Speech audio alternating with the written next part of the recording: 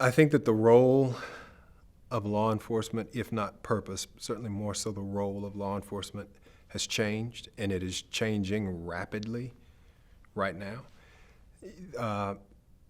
I think at one time we expected law enforcement agents, actors, to be keepers of the peace, maybe even to be safeguarders of property of people who were wealthy enough to own property.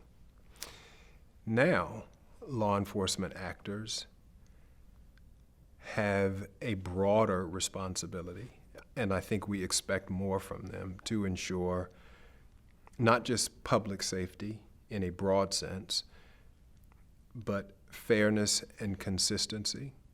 Depending on the community, law enforcement agents act as social workers, mentors, arbiters, and I think that's fine.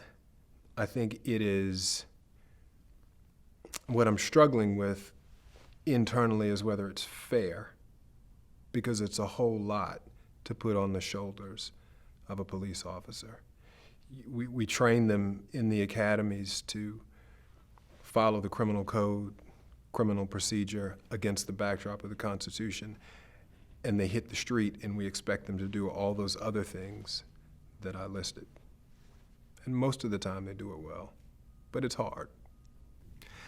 We do need to have quite a bit of trust in the people that we give the power of a badge and a gun, because they are often placed in situations where they have to make very quick, on-the-spot decisions that can have drastic consequences for people. And we want police officers who not only know the limits of their power and know what the Constitution says, but we want police officers with good common sense and an understanding of the community benefit that they're serving.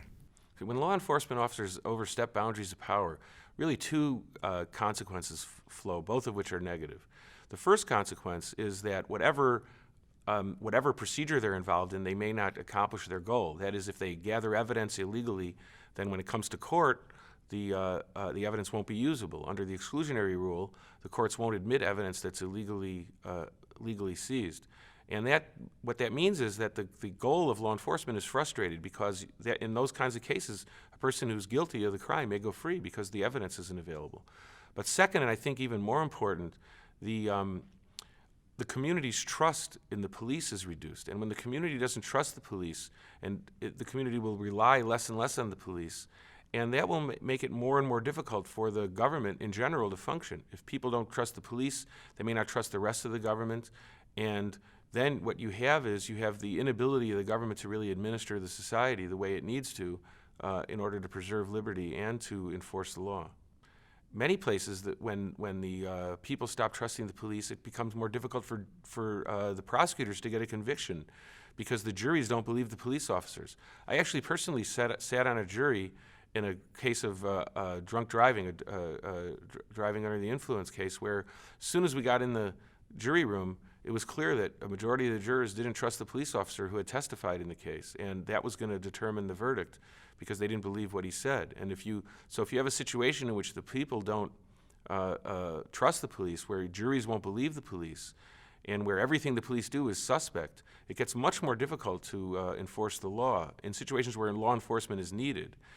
We see situations where the community loses trust in the police. For example, in Baltimore, after the death of a person in custody, the community gets in an uproar over that, rightly so, and it reduces the trust overall in the police. So it seems like in Baltimore, in the aftermath of that, the number of arrests was reduced, and it may be that the reason for that is that the community doesn't trust the police, and so when police are needed, they're not called. And this can be very detrimental to the safety of the community. So I think that communities trust police and police departments when they are convinced that officers are making an effort to separate predators from people who are victims of circumstance, and where police departments recognize the intrinsic value in the residents of the community. where police departments go to great pains to avoid